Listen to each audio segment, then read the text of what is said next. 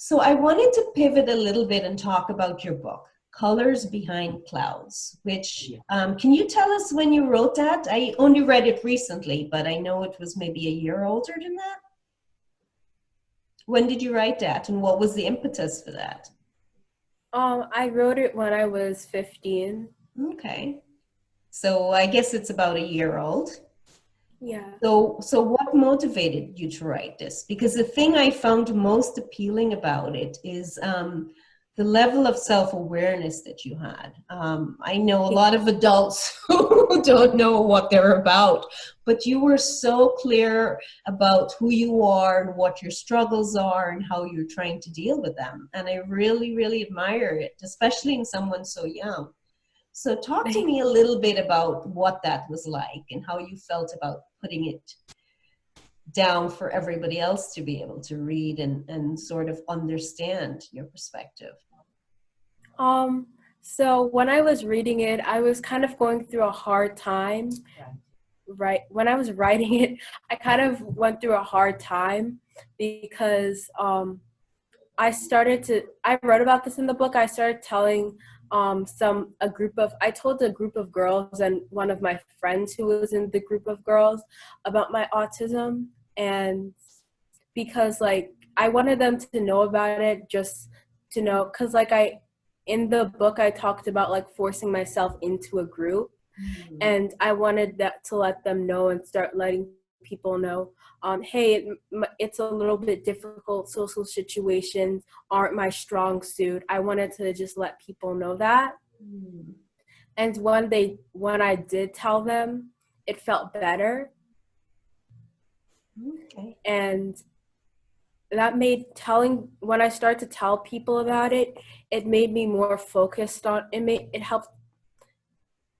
it caused me to become more focused on having a disorder, and that made me a little bit sad because I started thinking about my memories from when I was young, Mm. of like me not knowing how to socialize and people rejecting me. Mm. So I decided to okay, I really want to share my story somewhere, and I decided to write my book because I really wanted people to just know how it feels like to feel left out and spread awareness about the disorder and just acceptance and inclusion, stuff like that. I mean, you did it really eloquently, because you really talked about the struggle, and you were so aware of who you were and what your needs were. And just finding that group of people who can acknowledge what those needs are, and you kind of finding the space where you can become more acceptable to others because of your autism. And I thought that was amazing how you really wrote about that in the book, and you said, look, this is what I want. I want to have friends. I'm a very social person, but I'm struggling with this, and this is the reason why. It's because I'm autistic. So I thought that was really meaningful. And it sounded like people were responsive to it, because it sort of opened up that space a little bit more for you to create friends and have friendships. Thank you. Yeah, I was talking to your mom a little bit, and she said she talks about your being very social, and sometimes her struggle with helping you to figure out, how to be socially appropriate. Are you finding that's a little bit easier as you're getting older, or is that still a struggle for you? Sometimes still a struggle, but it's getting easier. I think I've gotten better at social situations. Okay.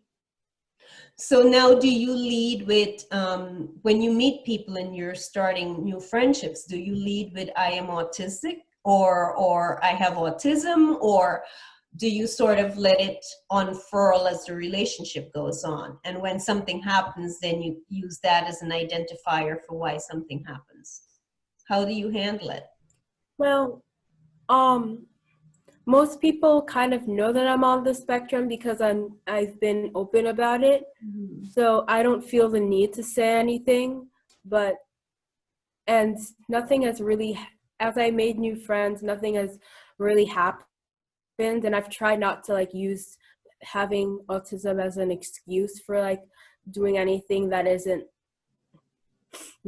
appropriate. I mean, it could be part of the reason, but I just, if something bad happens, I just say, I'm sorry. I have some trouble in social situations. I don't really talk about it with my friends. But I mean, that is such a grown-up approach because so many of us, just sort of push things under the rug and pretend it didn't happen. And you're really saying, hey, I screwed up and I'm facing it and this is who I am. And that's very commendable. What would you say to other kids who are in that same situation?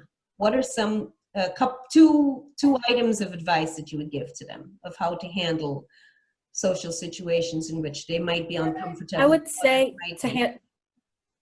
social situations that might be uncomfortable. Yes. Um, I would say to just stay positive, even when you don't feel positive, and always, like for example, always be smiling. Be a positive, happy person, because that attracts people to you. Absolutely. Also, apologize for anything you've done if you've screwed up in a relationship. See, that's really great advice that everybody can take, grown-ups, children, everyone. That is awesome. Thank you so much, Shana, for sharing your words of wisdom with me. It's Of much course. appreciated.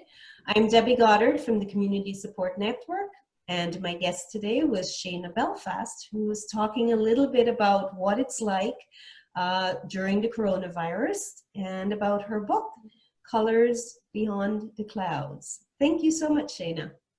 Thank you.